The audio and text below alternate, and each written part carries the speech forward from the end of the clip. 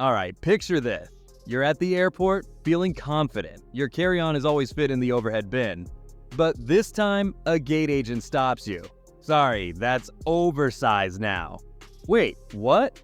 Yep, 2025 is bringing stricter carry-on rules, and if you don't pay attention, your bag and your wallet could take a hit.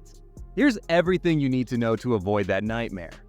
Airlines are shrinking the size of approved carry-ons. If you've been used to the standard 22, 14 to 9 inches, you might be in for a rude awakening. Many major carriers, American, Delta, and United, are adjusting their policies to match stricter EU standards, which means smaller bags will be the new normal. And here's a sneaky new rule some airlines are pushing: linear dimensions. Instead of just checking height, width, and depth separately, some now require your bag's total size to stay under 45 inches. That means even if your bag technically fits, it could still be flagged for being too big. It's not just size, weight limits are getting tighter too. Some international carriers like Air France and Lufthansa have already enforced strict limits for carry-ons between 9 and 22 kilos. That's barely enough for a laptop, a few outfits, and a toiletry bag. The real shocker is that these airlines are cracking down hard. Gate agents are measuring bags more aggressively, and some airports like Miami International are notorious for last-minute checks. Even a tiny overage could mean paying extra fees or being forced to check your bag. Now, not all airlines are making these changes at the same time, but some are moving fast, and if you fly with them, you'll need to adjust. Rumors are flying that American Airlines is about to slash its carry-on and personal item allowances.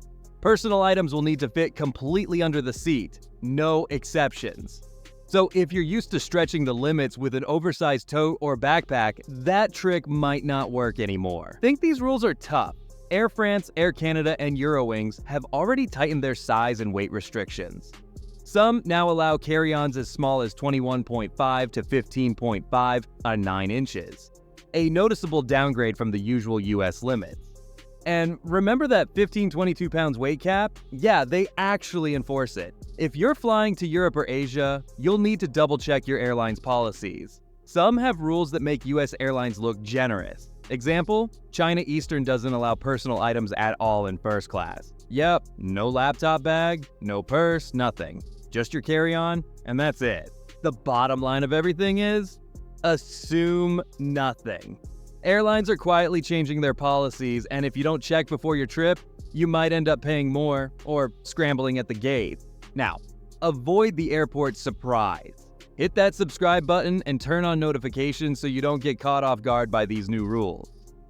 Okay, you might be wondering, why are airlines suddenly cracking down on carry-ons? Is it really about space, or is there something else going on? Well, surprise, surprise. There's a lot more to it than just keeping the overhead bins organized. Let's be real, airlines aren't exactly struggling for cash, but baggage fees are a goldmine for them. The stricter the carry-on rules, the more passengers are forced to check their bags. And those fees, they add up fast. In 2023 alone, US airlines raked in over $7 billion in baggage fees. So if your carry-on suddenly doesn't meet size requirements, guess what? That's another $30 to $75 per bag straight into their pockets. And don't even think about last-minute checking at the gate. Many airlines charge even more if they have to take your bag on the spot.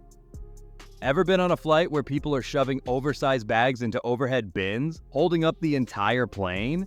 Airlines have had enough. By shrinking carry-on sizes, they reduce the time it takes to board and limit those frustrating bin space battles. Some carriers are even testing automated bin tracking, where sensors detect when a bin is full, meaning gate agents could stop you from boarding if your bag doesn't have a spot.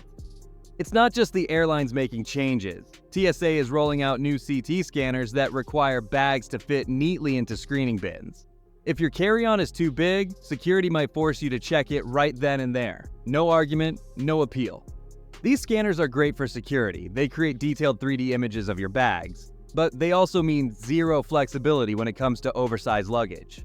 If your bag doesn't fit, you're not getting through. By now, it's clear that airlines are getting stricter, but that doesn't mean you have to be the one stuck at the gate repacking your suitcase in front of annoyed passengers.